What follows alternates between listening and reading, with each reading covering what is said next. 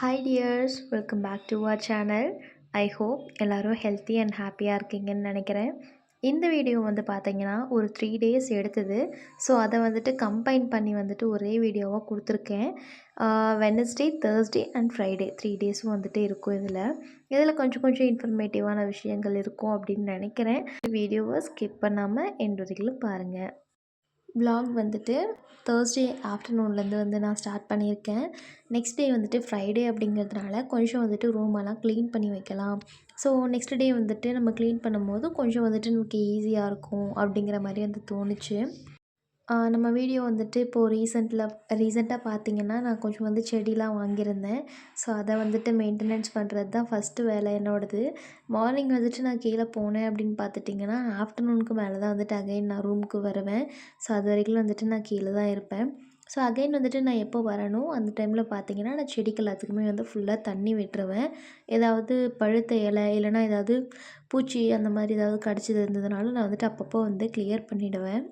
So அந்த ஒர்க்லாம் முடிச்சுட்டு நான் மொட்டை மாடிக்கு போயிட்டு ட்ரெஸ்ஸஸ்லாம் க்ளீன் பண்ணது இருந்தது. ஸோ அதை எடுத்து எல்லாமே மடித்து அரேஞ்ச் பண்ணி வச்சுட்டேன். ஸோ நம்மளோட ரோஸ் செடியில் அந்த ஒயிட் கலர் ஃப்ளார் சொன்னேன் இல்லைங்களா, அது இன்னுமே வெடிக்க வெடிக்க பார்த்திங்கன்னா சைஸ் நல்லாவே பெருசாக இருக்குது. ஸோ இதுக்கப்புறம் பார்த்துட்டிங்கன்னா நான் இந்த ட்ரே ஒன்று வாங்கியிருந்தேன். தள்ளு வண்டியில் கொண்டுட்டு வருவாங்க இல்லைங்களா, பிளாஸ்டிக் ஜாமான்ஸ்லாம் அது நான் பார்த்த உடனே எனக்கு இது மாதிரி குட்டி குட்டியாக வாங்கி வைக்கிறதுலாம் ரொம்பவே பிடிக்கும்.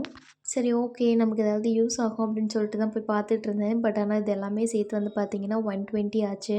2 குட்டி டப்பா, அப்புறம் மணி பிளான்ட் வைக்கிறதுக்காக ஒரு பாட்டில் வாங்கினேன், ஒரு ட்ரே, அப்புறம் ஒரு ஏதாவது ஃப்ரூட்ஸ் அந்த மாதிரி போட்டு வைக்கிற மாதிரி, அப்புறம் ஒரு நைஃப் ஒன்று வாங்கினேன். ஸோ இதெல்லாம் பார்த்து எடுத்து வச்சுட்டு அடுத்தது நான் என்னோடய ஒர்க் கொஞ்சம் ஸ்டார்ட் பண்ணியிருந்தேன். என்ன ஒர்க்னு பார்த்துட்டிங்கன்னா, ஆல்ரெடி நான் நிறைய விலாகில் அண்டு ஷார்ட்ஸ் வீடியோஸ்லாம் சொல்லியிருப்பேன். நெட் எக்ஸாமுக்கு நான் அப்ளை பண்ணியிருக்கேன் அண்ட் ப்ரிப்பேர் பண்ணிகிட்ருக்கேன் அப்படின்னு. ஸோ அதுக்கு இப்போ ரீசெண்டாக பார்த்தீங்கன்னா வெப்சைட்டில் admit card and city locations அதெல்லாம் கொடுத்துருந்தாங்க. பட் நான் செக் பண்ணும்போது பார்த்திங்கன்னா எனக்கு அது வரவே இல்லை. ஃபஸ்ட்டு டே நான் லாகின் பண்ணிவிட்டு செக் பண்ணும்போது என்னோடய அட்மிட் கார்டு வரல. என்ன காட்டுச்சுன்னா எரர்னு தான் வந்தது. சரி, ஓகே, நம்ம நெக்ஸ்ட் டே ட்ரை பண்ணுவோம், ஒருவேளை இன்டர்நெட் ப்ராப்ளமாக இருக்கும் அப்படின்னு சொல்லிட்டு நானும் விட்டுட்டேன். நெக்ஸ்ட் டே பார்க்கும்போது அதே மாதிரி தான் வந்தது. அதுக்கப்புறம் பார்த்திங்கன்னா இன்டிமேஷன் கொடுத்துருப்பாங்க இல்லைங்களா, அதில் பார்க்கும்போது தான் தெரிஞ்சுது ஒரு பர்டிகுலர் டேஸில் நடக்கிற எக்ஸாம், அந்த எக்ஸாம் இருக்கிறவங்களுக்கு மட்டும்தான் அட்மிட் கார்டு அண்ட் அந்த லொக்கேஷன் ஷேர் பண்ணியிருக்கிறதா மூவ் ஆச்சு. இந்த ட்ரெஸ் பார்த்திங்கன்னா நான் ஷார்ட்ஸில் சொல்லியிருப்பேன். ஐ மீன் வீடியோ எடுத்து வச்சேன், பட் ஆனால் அப்லோட் பண்ணல. ஸோ இது இந்த 2 ட்ரெஸ்ஸும் பார்த்திங்கன்னா ஒரு செட் 400 அந்த மாதிரி வந்தது. ஹோல்சேல் ஷாப்பில் தான் நாங்கள் எடுத்தோம். ஓல்ட் பஸ் ஸ்டாண்டில் போய் எடுத்திருந்தோம். ஸோ குவாலிட்டி வைஸ் பார்த்திங்கன்னா அவ்வளோ சூப்பராக இருந்தது. எனக்கு அப்போவே போட்டு பார்க்கணும் அப்படிங்கிற மாதிரி இருந்தது.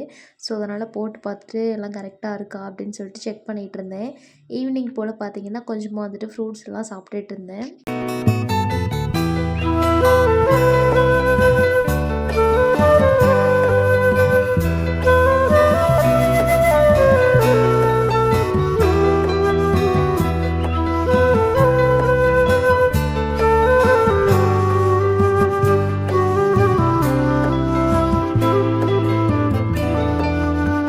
நைட் டின்னருக்கு பார்த்திங்கன்னா சப்பாத்தியும் தக்காளி பஜ்ஜி ரெடி பண்ணலான்னு சொல்லிட்டு யோசித்து வச்சுருந்தேன். சரி, நம்ம மாவை சீக்கிரமாக பிசைஞ்சு வச்சா அந்த டைமுக்கு நம்ம செய்யும்போது கொஞ்சம் சாஃப்ட்னஸ் அதிகமாக கிடைக்கும் அப்படின்ட்டு நான் முன்னாடியே மாவெல்லாம் பிசைஞ்சு வச்சுட்டேன். தக்காளி, வெங்காயம், தேவையான திங்ஸ் எல்லாமே அப்போவே கட் பண்ணி பஜ்ஜி நான் ஃபஸ்ட்டு ரெடி பண்ணி வச்சுட்டேன். சப்பாத்தி அதுக்கப்புறம் சூடாக போட்டு சாப்பிட்டுக்கலாம் அப்படின்னு சொல்லிட்டு.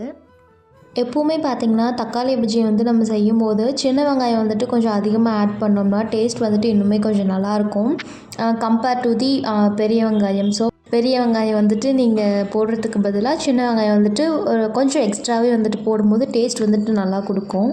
ஸோ நெக்ஸ்ட் பார்த்திங்கன்னா ஆஸ் யூஷுவல் ப்ராசஸ் தான். கடாயை வச்சுட்டு எண்ணெய் ஊற்றி கடுகு போட்டு நல்லா தாளிப்பு போட்டு முடிச்சதுக்கப்புறம் அதில் கொஞ்சம் இஞ்சி பூண்டு பேஸ்ட் நம்ம சேர்க்கும் போது இன்னுமே நல்லாயிருக்கும். ஸோ அதை நான் கொஞ்சமாக ஆட் பண்ணிக்கிட்டேன். நார்மல் சில்லி பவுடர் கொஞ்சம் ஆட் பண்ணாமல் க்ரீன் சில்லி மட்டுமே யூஸ் பண்ணியிருந்தேன். 2 க்ரீன் சில்லி போட்டிருந்தேன். அதெல்லாம் நல்லா மிக்ஸ் ஆனதுக்கப்புறம் பார்த்திங்கன்னா தக்காளி போட்டு நல்லா குக்காக விட்டுட்டேன். ஸோ இந்த வீடியோ பார்த்தீங்கன்னா நெக்ஸ்ட் டே மார்னிங்லேருந்து கண்டினியூ ஆகுது. இது தேர்ஸ்டே அன்னைக்கு எடுத்தது. தேர்ஸ்டே அன்றைக்கி பார்த்திங்கன்னா அப்பா வந்து கொஞ்சம் மட்டன் வாங்கிட்டு வந்திருந்தார். ஸோ ஒரு 1 kg பக்கம் இருந்தது. அதை வந்துட்டு கொஞ்சமாக வந்துட்டு குழம்பு வச்சுட்டு மீதியை நம்ம வந்து பிரியாணி பண்ணிக்கலாம் அப்படின்னு சொல்லிட்டு வந்துட்டு நான் ரெடி பண்ணியிருந்தேன். ஏன்னு பார்த்தீங்கன்னா மட்டன் பிரியாணி சாப்பிட்டே ரொம்ப நாள் ஆன மாதிரி இருந்தது. ஸோ அதுவும் வந்துட்டு ப்ரிப்பேர் பண்ணி அதுக்கப்புறம் சாப்பிடும்போது பார்த்திங்கன்னா டிவி பார்த்துட்டு சாப்பிட்றது ஒரு பழக்கம், அதை மாற்றிக்கவே முடியல. ஸோ நானும் சேனல் மாற்றி மாற்றி பார்க்குறேன், எதுவுமே ஒழுங்கல்ல. கடைசியாக போடுறான் நம்ம சோட்டா பீம் அப்படின்னு சொல்லிட்டு அதை போட்டு உட்காந்து பார்த்து சாப்பிட்டு முடிச்சுட்டேன். இது பார்த்திங்கன்னா வந்துட்டு நெக்ஸ்ட் டே வெள்ளிக்கிழமை மார்னிங் வந்துட்டு நான் பெருமாள் கோவிலுக்கு வந்துட்டு போயிருந்தேன். வைகுண்ட ஏகாதசி அப்படிங்கிறதுனால வந்து பார்த்திங்கன்னா சொர்க்கவாசல் வந்துட்டு திறப்பாங்க எல்லா கோவில்லையுமே. ஸோ அதனால் வந்துட்டு விடிய காலமே எந்திரிச்சு வீடெல்லாம் தொடச்சி விட்டுட்டு நானும் தலை குளிச்சுட்டு ரெடியாகி கிளம்பிட்டேன்.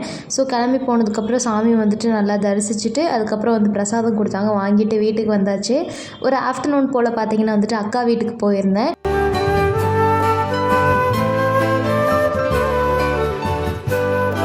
இந்த ட்ரெஸ் தான் வந்துட்டு நான் அன்றைக்கி வியர் பண்ணியிருந்தேன்.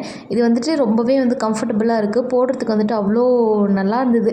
லுக் வந்துட்டு பார்க்குறதுக்கு வந்துட்டு கொஞ்சம் அப்படியே எலகெண்ட்டாக இருந்தது. ஆஃப்டர்நூனுக்கு அப்புறம் பார்த்திங்கன்னா வந்துட்டு அக்கா கூட சேர்ந்து அகைன் வந்துட்டு நான் கோயிலுக்கு போயிருந்தேன். மார்னிங் வந்துட்டு சரியாக வீடியோ எதுவும் எடுக்க முடியல அந்த கூட்டத்தில். ஸோ ஃப்ரீயாக இருக்கும்போது வந்துட்டு வீடியோ எடுத்தேன். சாமிக்கெலாம் அவ்வளோ அழகாக அலங்காரம் பண்ணியிருந்தாங்க. ஸோ அவ்வளோதாங்க கைஸ், தேங்க்யூ ஃபார் வாட்சிங். நான் இந்த வீடியோ வந்துட்டு இதோட முடிச்சுக்கிறேன். நெக்ஸ்ட் வீடியோவில் வந்துட்டு உங்களை நான் மீட் பண்ணுறேன். பை.